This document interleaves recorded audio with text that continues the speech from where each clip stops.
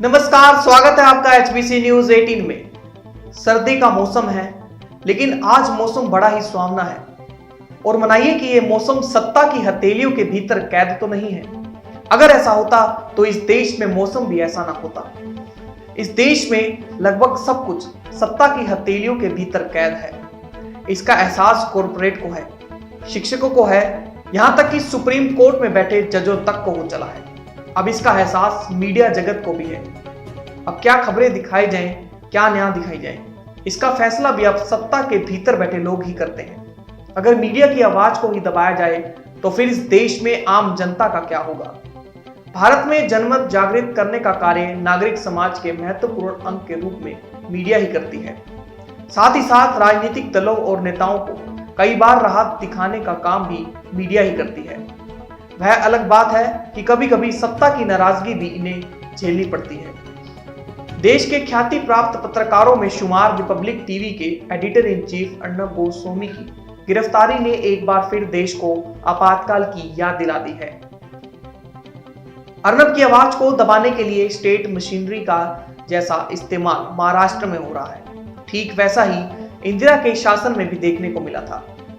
ये संकेत किसी भी स्वस्थ लोकतंत्र के लिए घातक है। प्रेस को किसी भी लोकतांत्रिक देश में समाज का आईना माना जाता है। प्रेस के माध्यम से लोग देश दुनिया में घटित गतिविधियों से अवगत होते हैं, अपना ज्ञान बढ़ाते हैं और साथ ही साथ जागरूक भी होते हैं।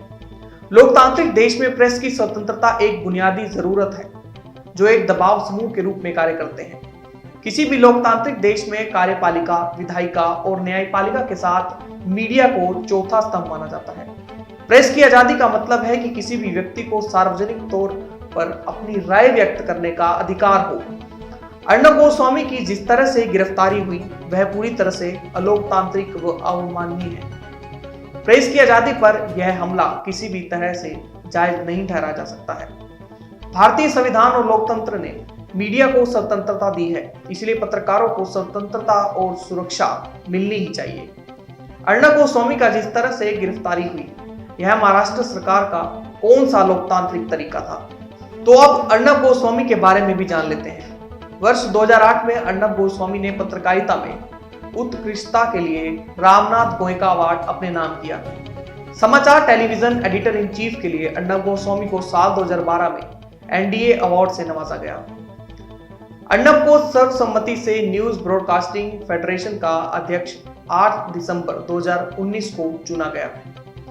अर्नब गोस्वामी कब कब कंट्रोवर्सी में आए, अब ये जानते हैं। रिपब्लिक टीवी के अध्यक्ष शेखर गुप्ता पर आरोप लगाते हुए लाइव टेलीविजन पर एडिटर्स गिल्ड ऑफ इंडिया के सदस्य के रूप में 20 अप्रैल 2020 को अर्नब ने कई कारणों का हवाला देते हुए इस्तीफा दे दिया। शशि थरूर ने अर्नब और रिपब्लिक टीवी पर आरोप लगाया था कि उनकी पत्नी सुनंदा थरूर की मृत्यु में उनका हाथ है।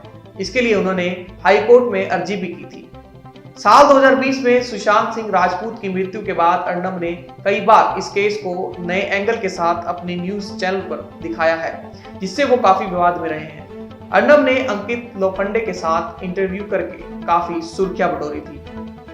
अर्नब गोस्वामी की पत्नी भी पत्रकार है, जिसका नाम समयव्रता रे गोस्वामी है।